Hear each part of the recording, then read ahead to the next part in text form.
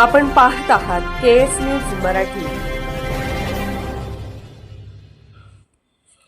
माडगेळ तालुक्यात जत येथील कोरेवस्ती जिल्हा परिषद कन्नड शाळेत सावित्रीबाई फुले 195वी जयंती व हळदी कुंकू कार्यक्रम उत्साहात संपन्न झाले। यावेळी सावित्रीबाई फुले यांच्या प्रतिमेचे पूजन माडगेळच्या लोकनियुक्त सरपंच अनिता महादेव माळी यांच्या हस्ते संपन्न झाले। यावेळी सर्व महिलांनी हळदी कुंकू कार्यक्रम संपन्न झाला। यावेळी प्रत्येक महिलांना ब्लाउज पीस भेट देऊन हळदी कुंकू लावून सत्कार करण्यात आला।